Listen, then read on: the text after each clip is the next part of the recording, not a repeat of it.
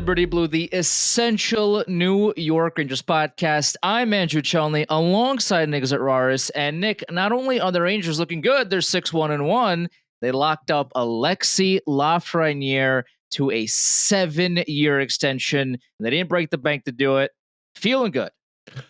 This is a good benchmark step. We still got to get the Igor contract figured out, but this is a good building block. We've spent a lot of time deliberating over the last handful of seasons, trying to identify what the next iteration of this team is going to look like, because that's not in the not too distant future. You got 2 more years of Kreider and Panarin, Zibanejad and Trocheck you got for a while, but you are going to have to start to identify what that next wave of guys looks like, because ultimately that's how you maintain contender status. You need to identify well ahead of time who your building blocks are. And to be fair, there were legitimate questions about how good Lafrenière is. There are questions about how good he can still get, how much better he can be, what he can do when he's not playing with Panarin and Trocheck. But you did a good job here. You got the number. There's not really a huge shock on the sticker price. I think by all accounts, most people would say this is a sound investment that they got probably a little bit under market value. I think the fact that Lafrenière clearly likes being in New York, a strong, enticing factor to taking less money than he would have gotten. I mean, don't get me wrong. I understand Slavkovsky's like 2-3 years younger. He's got a little bit more runway, but Lafrenière, a lot of what you're paying Lafrenière for is still to come. He's had nice flashes here and there. He was really good in the playoffs last year. He was solid in the playoffs 2 years ago. He's had one really good regular season. Then he's had 2 okay ones and then one pretty blah one. But based on all of that, this is, anytime you're buying RFA years, you're gambling. But based on how the Rangers have handled him over the last 14 months or so, I feel reasonably good about this. Of course, there's no way to know how anything is going to play out in the long term, but these are the type of risks you need to take, because if you wait another year and you do an RFA all the way to UFA, a non-zero chance that 2-3 years from now, he's looking at 10 million a year as opposed to 7.5, 8, which he ended up getting. So it's a gamble, of course, but anytime you buy RFA years, you are gambling by definition. That's just the way salaries work in the NHL. And for those that missed, they signed a 7-year, what was it, 7.45 something like that, yeah, per year deal. And this is the tug of war that a lot of general managers and fans have, where when someone that's like 30 or 32 signs a 5-year cash-in deal, right? Everybody's clamoring that, oh, he's 32. Why are you paying him that much money when this player didn't make a lot up until that point, because everybody, they weren't getting that kind of cash.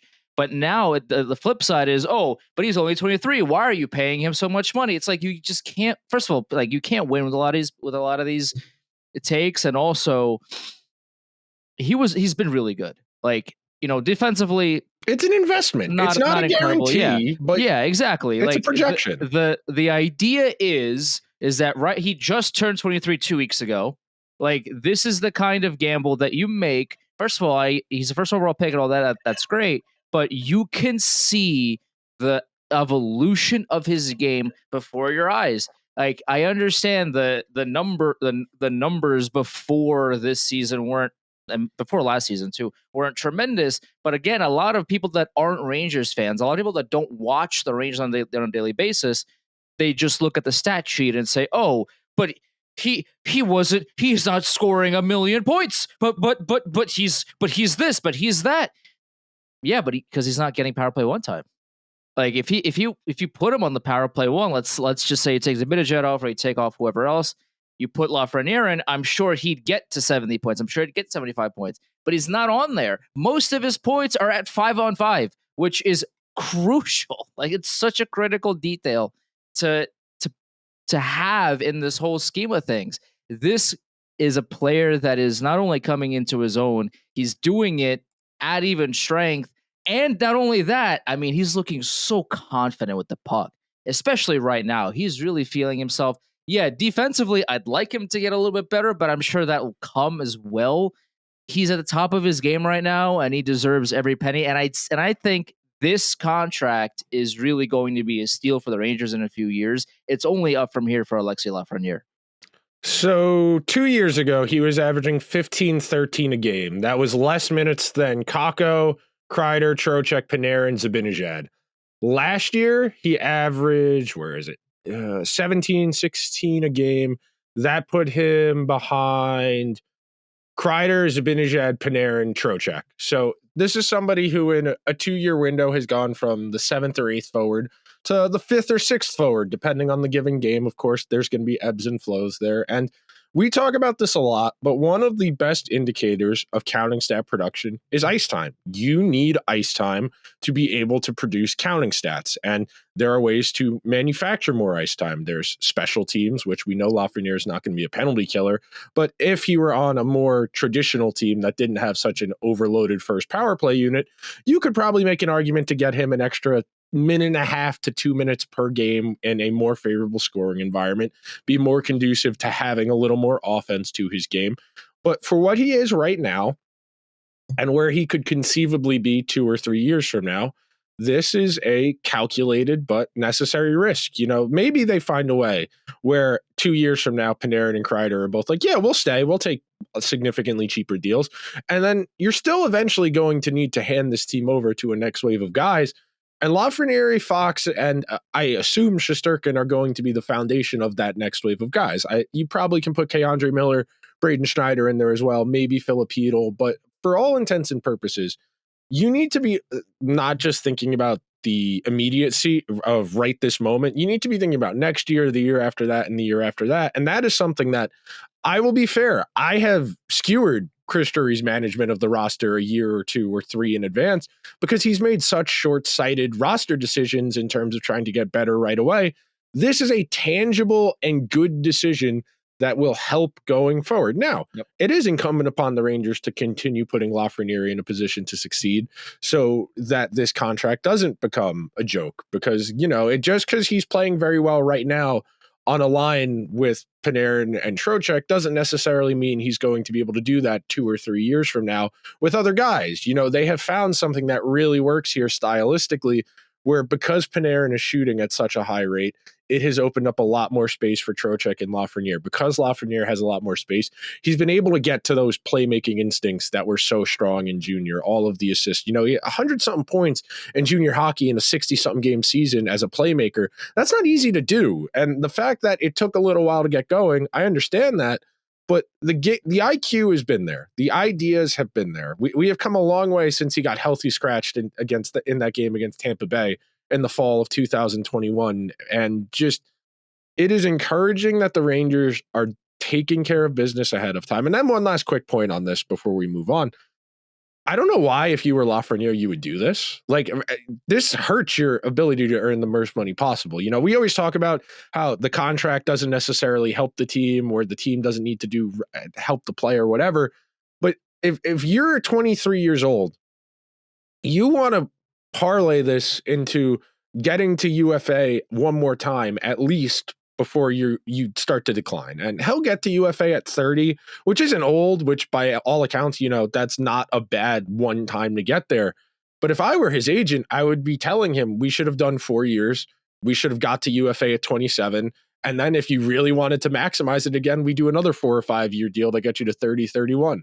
But he clearly likes being here. He feels that the Rangers have put him in a reasonable position. And I think it's very satisfying to have been somewhat proven right by all the people who wanted to give up. You know, we're 2 years removed from him, Kakko, and Hedl wanting to be voted off the island like this was Survivor after the Devils series, where, and this is something I keep trying to explain to people. At some point, the Rangers need guys who are young and cheap. At some point, they are going to need young and cheap guys because Shesterkin's going to get 12. Fox is at 9. That's 21 right there. Lafrenière at 7.5. That's digestible. That gets you up to 28. Zibanejad's at 8.5. That gets you to 37. Trocheck's at 5.6, 5.7, whatever he is. That gets you almost to 40. That's 5 guys at $40 million. And that doesn't account Panarin's 11.5 for 2 more years. Kreider's 6 something for 2 more years. And you're at 50 something million for 6, 7 guys. Yep. And Trouba as well. And Trouba as well. And that'll get you close to 60. Right there. That's 7, 8 guys that get you to more than 3/4 of the salary cap. So it's important that over the next handful of seasons, you can start to successfully integrate younger guys, whether that's Othman, Perot, Berard, whether it's an EJ Emery or a Drew Fortescue down the road on the back end, or maybe a Matthew Robertson or a Zach. At some point, they are going to need to start integrating these young pieces because, unfortunately, as you look around the league, you look at what Colorado's roster looks like right now, what Tampa Bay's roster looks like right now, Carolina's roster looks like right now. The longer you win, the harder it is to maintain that. And that is the way contracts and the draft are designed. They are to penalize good teams. They want it to be where you can't be good forever. And right now, the Rangers are in a very sustained run of success. But if you're not constantly monitoring that, very quickly you end up having to give Tristan Jarry $6 million a year and Ryan Graves $6 million a year because you are desperate and you need guys and you can't afford to lose what you already have. It sneaks up on you, man. Yeah, I'm going to throw it back to you, but you don't realize how quick things move along. You think about some of the teams over the last handful of years that have had really good teams. You think about those Nashville teams under Barry Trotz last decade. They got one cup final appearance. You think about the Sharks, who went from a conference final to a lottery team in 3 seasons. You think about the Blackhawks, who went from, second, third rounds of the playoffs after winning the Stanley Cup to not making the play. Pittsburgh was in the playoffs 15 straight seasons. And now they kind of look like hot ass and with no real path to being relevant. Yeah. It sneaks up on you, man. And the Penguins are not an untalented team. You look at this Rangers team and be like, well, they're never going to fall into the trap the Penguins are. Hey, man, that Penguins team's got 5 future Hall of Famers and they can't stop a puck going in their own net to save their lives.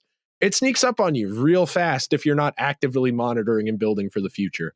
I think the thing that more people should be cognizant of is to not hate off the rip. A lot of fans see somebody like Lafrenière or Kakko or whoever it is struggle early, and they will immediately say he stinks, he's trash, trade him for a ham sandwich or an Arby's coupon, a Sprite from McDonald's. People are Sprite from McDonald's is pretty valuable, actually. Hey man, yeah, but give these guys a little bit of a runway here. We have to let people fail first. Lafrenière needed to fail early, and now look where he is. And I think the thing too is you're gonna have legitimate questions about players. We had legitimate questions about Lafrenière when we talked to Sam Rosen. What was it, 2 years ago? We asked him the question of, is Lafrenière going to make that next step? What is, this next season going to look like for him? What if he doesn't? What if he does? What is it going to look like? We had questions. So I'm not saying, never ask questions, but the visceral want from a lot of fans to have their first emotion be hatred is something that should be changed. People still hate Kakko. People, a lot of fans that aren't Rangers fans still hate Alexis Lafrenière. And it's just like, if you're a Rangers fan and you want Kakko traded, and we talked about this last week, okay, for who?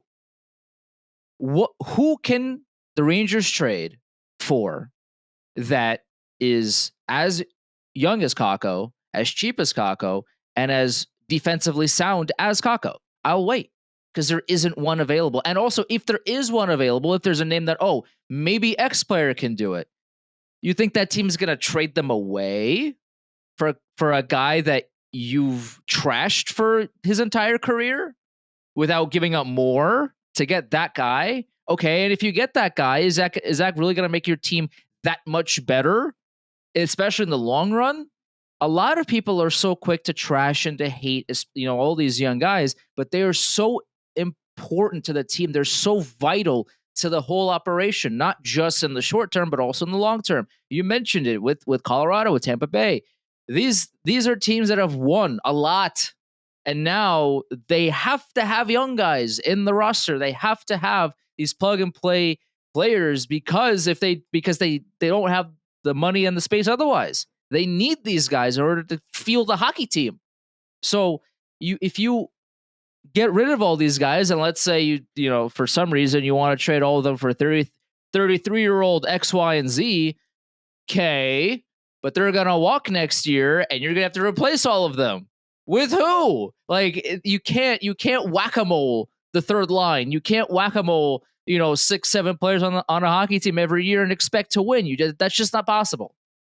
So I want to build off of that a little bit because I cite the stat all of the time, and I do think it's important. Of the content you see on social media, 90% of it is posted by 5% of users. The most ardent and dedicated users of social media, regardless of the platform, are the most activated and present people on the internet. Those are not a representative figure of what popular opinion actually is. It's why you shouldn't take a Twitter poll as an accurate sample of things. And as far as the opinions about the young guys, I think a lot of that negative polarization around Lafrenière and especially around Kakko, I think a lot of it is rooted in the fact that the average hockey fan is not going to do the layers of research that puts them in a sense of understanding. Hockey's not like football where, oh, the quarterback just missed him, he's not accurate. Okay, that's a lot easier to understand. Basketball, oh, he missed all his shots, he's not very good. I think there's a lot more nuance within hockey, and there is so much within the game that isn't just goals and assists that the average untrained person isn't going to pick up. The average person is just following the puck. They are not watching the play develop. They are not reading the angles. And I think that's a lot of it. I think for someone like Kakko, who doesn't score a lot of points, but has good elements to his game that you really have to be paying attention to notice, I think that's going to slip through the cracks for the average viewer who's not watching just him, if they are watching the play at large develop. It's the same thing with Lafrenière. When you were watching him 2-3 years ago, when him, Chytil, and Kakko first got a little bit of juice going, you saw glimmers of the playmaking, the cross-seam passes, him and Chytil, the interplay.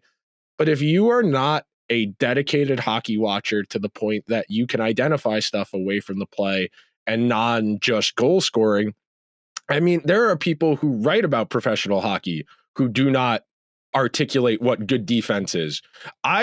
So this morning I was doing my show prep for something I have to do later in the day, and the argument was, well, who are the Oilers going to call up? I know they've been having defensive issues, and it listed the 6 defensemen they have in Bakersfield, and next to Josh Brown it said he hasn't played well at all, but he is very big, and anytime there's a scrum around the net front, his teammates appreciate it. What does that even mean? That's what I'm talking about. There is a lot of just accepted common knowledge that isn't actually knowledge, it's more fortune cookie wisdom, and I think a lot of people would benefit if we stopped talking about sports like it's like fortune cookie wisdom. Like I understand the idea that there's some things you're not going to be able to identify or calculate. That's true.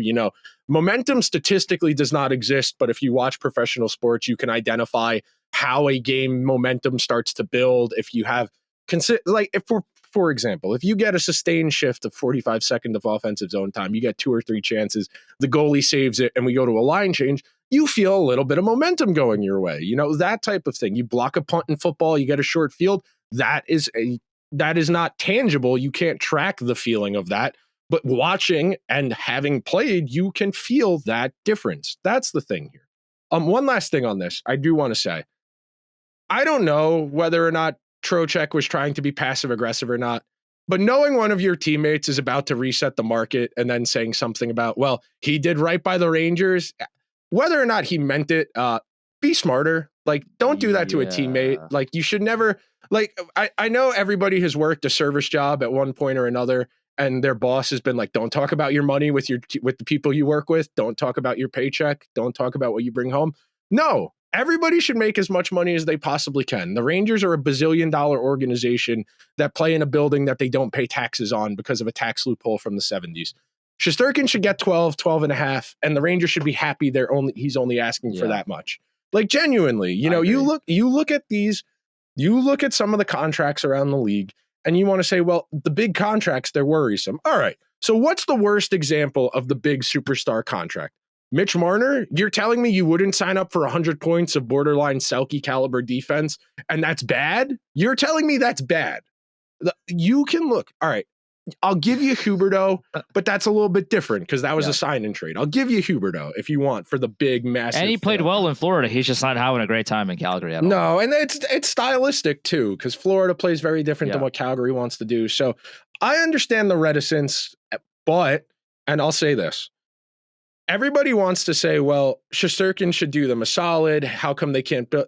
If they can't build a good team around him now while he's cheap, how are they going to build a good team around him when he's expensive? That's the general manager's job. Yeah, that is maybe the general. Don't give Barclay Goodrow $1 trillion. Maybe don't give Jacob Trouba $1 trillion. Like Trouba's not Drury's fault, but for example,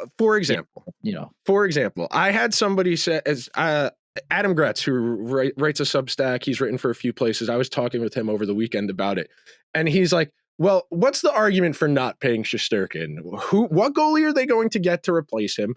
And what are you going to do with the extra money? Do we really want to give Chris Drury another $6-7 million to spend on guys? Like, do we really need like the 2024 equivalent of the Jay Beagle Vancouver contract? Do we need another Barclay Goodrow? Do we need a Ryan Reeves? Thankfully, Rempe's cheap. Like if Rempe was getting paid actual money and was like waiver and wasn't waivers exempt, then it would be even more annoying. But the fact they can volley him back and forth is a good thing. But let's be realistic here. You are not going to get two players as impactful for the combined of what you're paying Shesterkin. That's the thing for me. Like as much as we talk about how hard it is to get a superstar in the NHL, you know what's even harder? Winning the superstar trade when you trade the superstar. Look through recent NHL history at the big trades. You want to talk about Carlson, Stone, you could do Kachuk.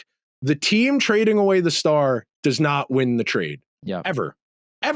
There are just too few impactful players in the NHL to ever make any 3-for-1, 4-for-1, 2-for-1 trade worth it. I mean, you can go back a decade. You can do the Tyler Seguin to Dallas deal. All you got for Tyler Seguin, who's been a 60-point guy for a decade, you got Louis Eriksson. Like, at some point, we need to stop being ignorant of history and acknowledge, A, they're not trading him in season, which means they're going to walk him to UFA next summer, and it's getting done. I still think this gets done. Yeah, I think by the All-Star break. I really do think that those 2 weeks where they shut it down for the Four Nations, I think the Rangers will hunker down and get it done by then if it's not done now, because it's too important. It is fundamentally too important. And people will say, well, you can't do sunk cost fallacy. The problem with that is this isn't like football where the Rangers can just make these bad contracts go away. They have Zibanejad for another 6 years at 8.25. They can't make that go away. Trocheck's number is a little more palatable, but he's got a no move. They can't make that go away. Fox, you don't want to make go away. But other than that, a lot of their commitments, they can't make go away. So they don't have if you draft the bad quarterback first overall the next year and you can take one, take one. That's different. You can make that money go away. The football contracts are non-guaranteed.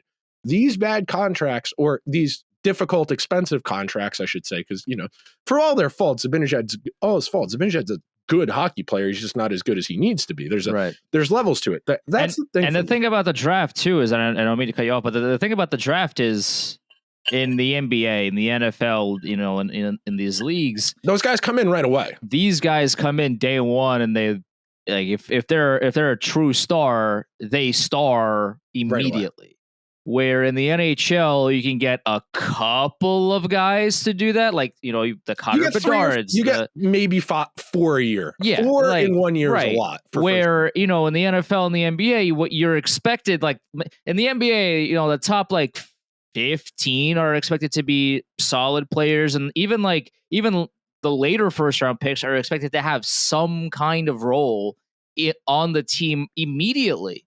So that doesn't really happen in the NHL. Doesn't really happen even in baseball. It doesn't tend to happen. Like it happens in football. It happens in basketball. It does not happen in hockey. So you can't actually have that turnaround. You can't have every team doesn't have that kind of player that can be like, okay, well, we could just trade X player and we'll just draft one and he'll be just as good. Like that doesn't happen in hockey. That's not how this sport works. So if you're going to trade somebody, if you're going to let somebody walk away, you better damn be sure that your plan B works, because especially with a guy like Shesterkin or, whoever, insert star name here, that if you let this player go, your backup plan not only works to perfection, but works better than expected so that people forget that you let that guy go. So I was thinking about this morning, actually, and I'm almost certain now that Kakko is going to get traded at some point in the next 8 months for money reasons. And that's not necessarily a bad thing. They have at least 2 wingers in Berard and Othman who are relatively close, and Perreault is not that far away. But as far as money, because I know that's the big holdup with Shesterkin is it's not that he's not worth the money, it's that people are concerned they're not going to be able to build out as competitive a team if they pay him that. So again, if Shesterkin's at 12.5 and Zibanejad's at 8.5, that gets you to 20. Trocheck's at 5 3/4, something like that. That's 25. Fox is 9.25. That gets you to 34. Okay, those are our expensive building blocks that are here long term. In the interim term, Kreider and Panarin are both 2 more years. That's in the ballpark of 18 combined. Okay. Now it becomes what we said at the outset. You need to start integrating these younger pieces. I really do genuinely think they realize that Trouba has to go. I really do think that that's almost a guarantee after this season. And that's $8 million of freed up space. It'll probably end up being like 6.25 or 4 because they're going to end up having to retain some of that for the next 2 seasons to make it go away. Okay. Then we're roughly estimating $5 to $6 million of increased cap space, period. Everyone's getting that. Okay. So you're going to get 10-ish, 11-ish million dollars of free cap space. You need to pay Shesterkin. You just paid Lafrenière. You need to figure out Miller. You need to figure out Kakko. Okay. This is where you see how good your general manager actually is. It is one thing to accrue talent. It is one thing to draft. It's one thing to draft well.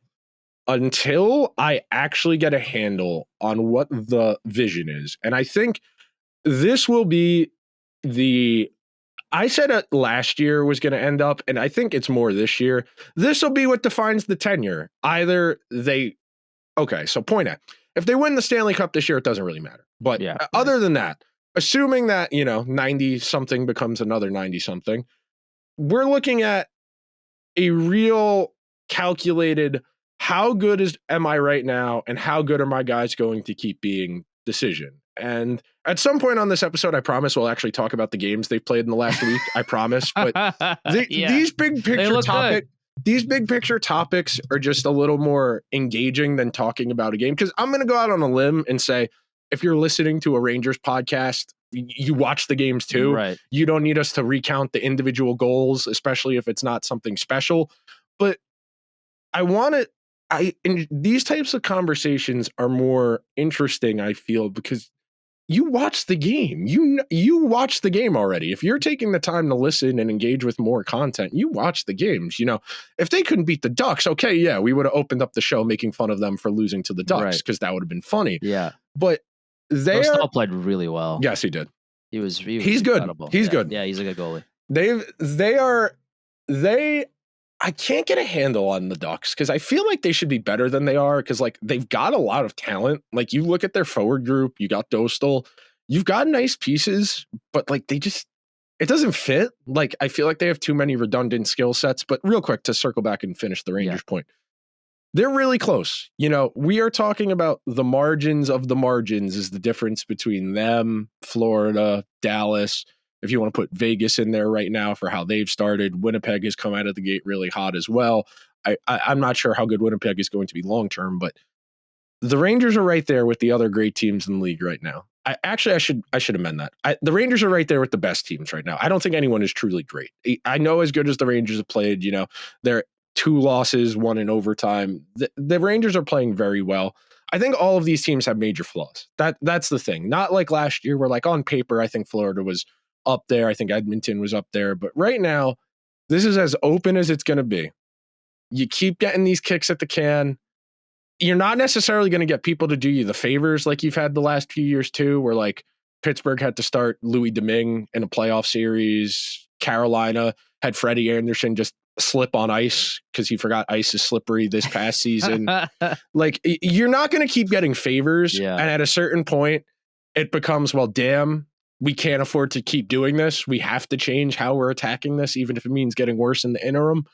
And we might be at that point this summer. This genuinely might be the damn, we have to take a step back summer. And that's why it's so imperative they get going on it this year. And they're off to a great start. That third line is tremendous. The fact that they lost a game and didn't immediately go back to the defensive pairs of the last 3 years, that's delightful. That's a genuinely good, encouraging sign that, oh, just because we lost doesn't mean we need to change our lineup, because it's working. It is working. And look, Florida's good. Florida is as good as it is. I could argue Florida's the best team in the NHL, even though their record doesn't say that. Florida's genuinely a really good team. You can live with losing to Florida. It's the regular season. You're going to lose games. They're good as they're going to be, man. Last year kind of came out of nowhere in terms of the big picture success of President's Trophy, franchise record for points. But you look at this team, yeah, there are flaws. All of these teams have flaws. They're going to be there.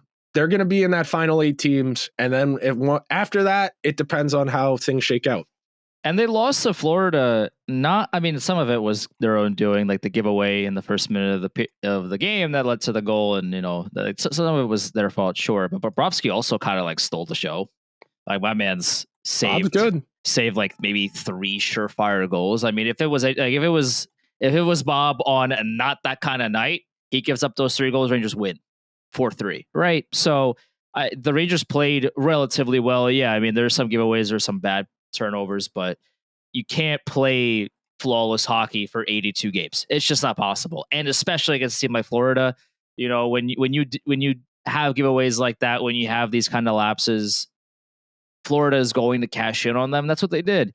And those games are going to happen.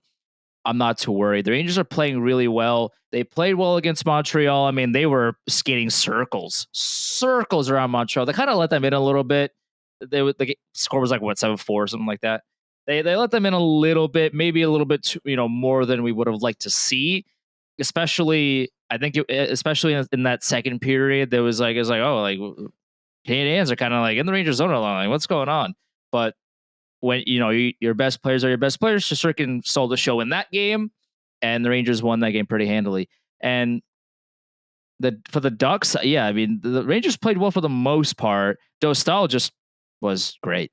Like, if it was anybody else, Rangers win that 4-5-1, and it doesn't even get as close to that. But they were spending a lot of time in the offensive zone, and the Ducks were like, well, we're gonna give it to you, but we have this guy who's our only saving grace, so have at it. And we saw that against New Jersey last night, where the Devils just scored a bunch of goals on James Reimer because he's not Lukas Dostal. Like, it was the same team, but the defense was bad and the goalie was not as good, so they lost by a bunch of goals. Win who's in front of you, take care of the games. It's all you can do. This isn't college football. There's not style points. There's not rankings. It doesn't matter ultimately. All the wins count the same. All the losses count the same. It does help that the Devils are not off to a great start. It helps that the Islanders and the Penguins both look very mediocre.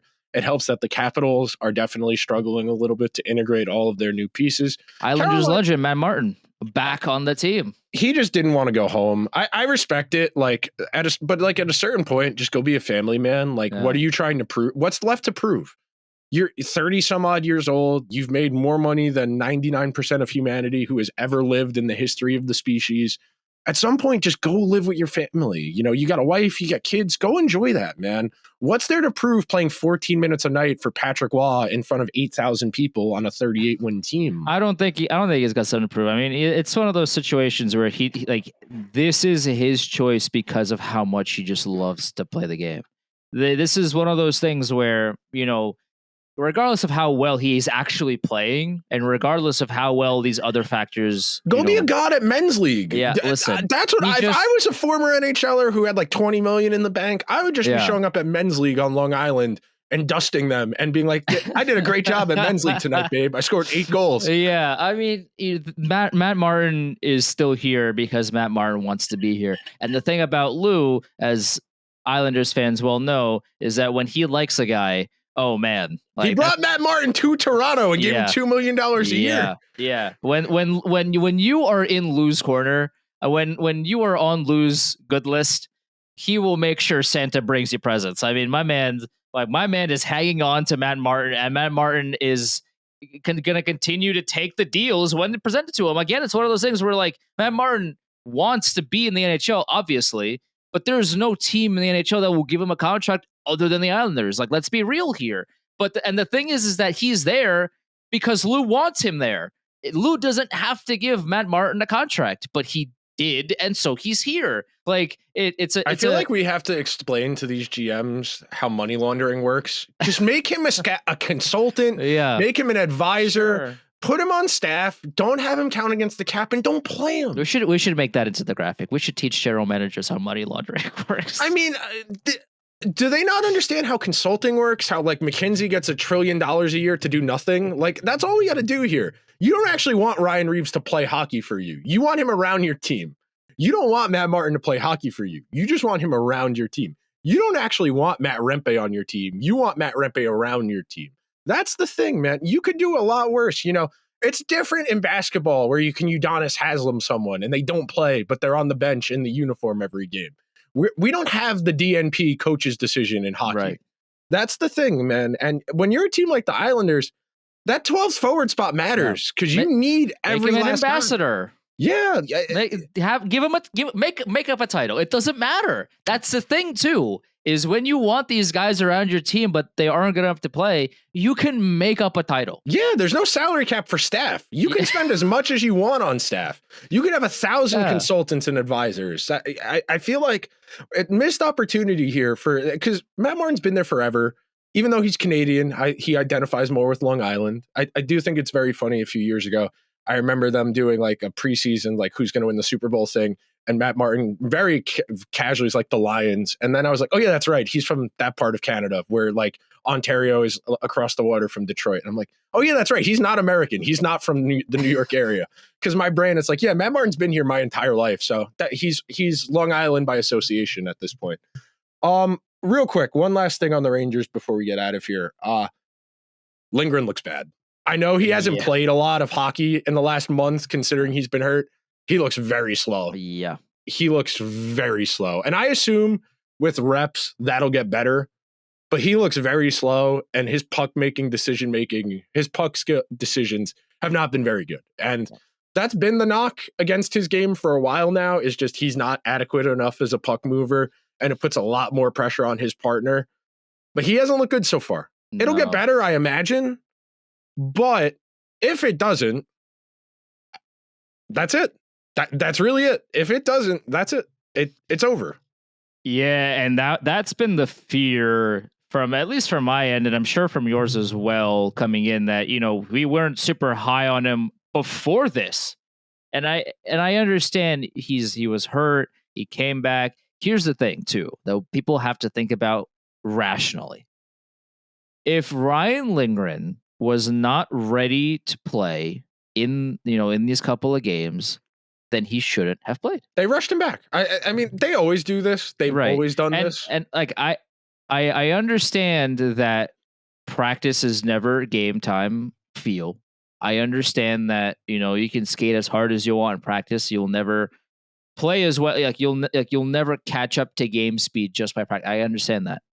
But if your argument is that Ryan Lindgren was atrocious in these games because of him coming back from injury, then he wasn't ready to play. Then give him another few days. Give him a week. Give him 10 days. Whatever he needs to actually get back into game shape and ready to go with the because hockey is such a timing sport where you have to have a rhythm of understanding what is going on the ice now and what's going to happen a few seconds from now. If you play the game every single day for your entire life, you will develop that kind of rhythm. You'll develop that understanding of the cycle. But if you sit out for weeks, you lose that for a little bit. So if Ryan Lindgren lost that for a split second, give him some more time to get it back. Don't rush him out there.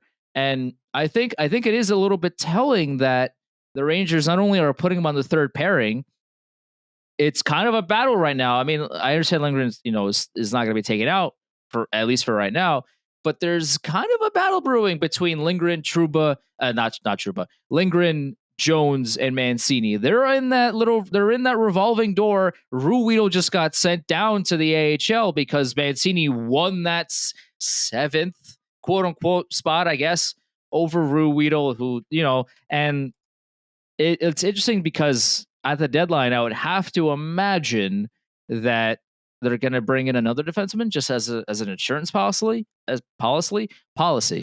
So I want to see how this develops, because if there's a battle for two spots and there's three people, I understand the want to have a seventh defenseman that can actually play hockey in the playoffs, sure, but Jones has done that, and I'm sure he's not going to be really happy with doing it again if it comes to that. The one last thing on Lindgren that I wanted to say, and the defenseman in general, I know I have had conversations with a few separate people that are like, well, Laviolette is playing who he wants to play, and that's why, Jones isn't playing. I know Moneyball is a very omnipresent movie in the world now. It's been on cable every weekend for like the last 10 years now. There's a point in the movie where Billy Beane says, well, if he's not going to play the lineup as I've designed it, we're not going to win. So we need to stop giving him the option. If Drury wants Zach Jones in the lineup, you send Mancini, who is waiver exempt, down, and you tell Peter Laviolette, Zach Jones is playing tonight because Victor Mancini plays for Hartford. He can play for us tonight. So don't give me the cop out, well, it's the coach's decision. No, if the general manager wants the lineup played a certain way, you have tools as the general manager to make that happen, where it doesn't even need to be a conversation. I understand people are going to say, well, you want the GM and the coach in lockstep. You don't need it to be in lockstep, especially for things like this. And I want Jones to get real run, because at a certain point, there's no returns to find. We're 4 years into him being in the NHL, cursory in the NHL, and he can't get in for more than 4 or 5 games at a time without significant injury. It just feels like at a certain point, it's a lost cause. And look, if it's a lost cause and you want to run Mancini out there the whole season, that's fine. But you pissed away a second-round pick on a guy who probably good. Like if he gets waived, he's going to get claimed. Zach Jones is going to get claimed. Easily is going to get claimed. And that's the thing too, is, if the Rangers decide that Zach Jones isn't their guy and they want to trade him, the trade market is non-existent for. I mean, someone's going to take a flyer on him, but no one's going to be like, oh, we'll trade you a second round pick, the one that you used on Zach Jones to get Zach Jones. There's no team out there that is going to do that for the Rangers. It doesn't make sense for them to do that, especially when the Rangers don't even play the guy. Why would someone trade a second round pick for a guy? Third round pick, excuse me. Third round pick, I'm sorry. Why would someone trade a third round pick for a guy that doesn't play? Like that doesn't, again, logically, you have to think about this logically, where, okay, the Rangers don't want Zach. Let's just say, for example, that the Rangers have decided Drury woke up this morning and said, okay, Zach Jones shouldn't be a Ranger anymore. We're going to try to trade him. Okay, sure. And you call teams and they're like, okay, well, is he playing? Not really. But why? No space on the team. But he's been riding the 7th role for 3-4 years now. His entire 10 years of Ranger has been a 7th defenseman. So why haven't you given him the role? But there's no space. So, maybe he'll be good for you. Okay, so what do you want? Like a pack of chips for him? Like what do you want for Zach Jones? You'd be lucky to get a 6th round pick for him. Yeah, because he's not waivers exempt. So all of the teams would be like, well, waive him. Every single team that Drury would call be like, would you want him? No, we're good. And then Drury has to waive him, and then they can put in a claim. It would be dumb to give up a draft pick for him because he's a waivers target. I shouldn't say good. Interesting players hit waivers from time to time. It happens. Who was it on Nashville last year that Seattle claimed Tolvanen? Yeah. Guys like that who need opportunities. Well, he never should have been waived, but that's beside the point. That's also true. Yeah. Guys like that hit waivers on occasion. I think on a team where Zach Jones is actually going to play, I think he has a little bit of value. But to the Rangers, as a idea. He has more value as an idea than as a player right now, Right. unfortunately. So put him on Chicago. Put him on, some of these. He needs to play. Yeah, put him. Some of these even. I mean, the Pittsburgh Penguins really need a defenseman because right now they don't have anybody that's playing defense for them. Like, put him on Pittsburgh. Like, I'm sure he'll do better than some of the guys they currently have. Like, and the thing about it too is you don't know because he doesn't play. He doesn't play ever. Like, he's still early 20. Like, how old is Zach Jones? Like 24, 20, somewhere around 24. Somewhere around that range. Like, he needs the runway now, or this is who he'll be, and he's been the seventh thief for like 4 years now. Like, it's time. It's time to either let him go or give him the role. Like, he's been patient long enough. He's only got so much patience. And some fans will be quick to be like, oh, what do you mean by patience? He's a seventh defenseman. Oh, he should be happy to be there. Blah, blah, blah, blah, blah, blah, blah. It's like, you don't understand the average career in the NHL, where this is a guy that's 24, by all accounts, should be playing, and he has, I don't want to say wasted, but he's sat the majority of his career up in the press box and watched people worse than him or make in the really AHL. bad decisions. Yeah, or the AHL, and make bad decisions and cost the Rangers games while he's eating popcorn in the media booth. Like, there's only so much patience you have. It's like, if you're in a corporate job and you watch people that you think don't know the job well at all, they get promoted while you're sitting here with, you're twiddling your thumbs waiting for your turn. But that day isn't coming. And you see another promotion opportunity come up, and somebody that you think is worse than you get that job too, and you're doing everything you can, and you were told to be patient, and your day will come, and you're sitting here and it's 10 years later and you still don't have your promotion. You'd be pissed. Zach Jones, I would have to imagine, pretty pissed. Like, this is normal, this is natural, and you shouldn't have to be mad at Zach. And again, Zach Jones, by all accounts, hasn't been angry in public. But I, just logically, from my perspective, if I was Zach Jones, I'd be upset. It like this, you don't have, you can't sit in the press box your entire career. I'm sure, if you zoom out and you're like, oh, he's getting paid a lot of money to sit in the press box, so I'm sure that's a great life. No, he wants to play hockey. Like, yeah, getting paid is great, but he wants to play the game, and he's not playing the game, so he's probably mad. And I say that because I'd be mad. At some point, it'll come to a decision. It's just, you don't want to waste the guy. That's the thing. Because if you waive him, he's going to get claimed. Then you wasted a third-round pick for 60 games of NHL play. At a certain point, that does catch up to you over time. It won't in the immediacy, but over time it will. They got a few more games this week. They play tonight and then Thursday and Saturday, I think, this week. Keep piling them up. These are winnable games. They are not playing anyone particularly good. The more you stack them up now, the more room for error you have. Tomorrow, not today. The more you stack it up early, the more margin for error you have, the more opportunities you have to absorb turmoil. And the Rangers last year didn't face a lot of regular season adversity. Yeah, they had that little rough spell at the end of January, but Connor Mackey saved the season, so it was okay. They're going to be fine. At this point, it's a matter of getting to the playoffs and then seeing where the chips fall, because this is a playoff team. This is a very good playoff team. It matters who they play and what the path looks like, but regular season wise, this should be fun. Yeah. Like, just objectively, like, this third line is very fun. Panarin playing as well as he is very fun. Seeing Andre Miller actually get to cook with a good defensive partner, very fun. Very fun. Enjoy Mancini coming out of nowhere and playing well, also fun. There's a lot of fun going on in this roster right now. And so it's a lot of it has to do with, okay, well, we're gonna have fun until March, until the deadline, and now the stress levels rise again, because now it's up to Drury to add players that make sense this time around, because he didn't really do that last season. So hopefully he does it now.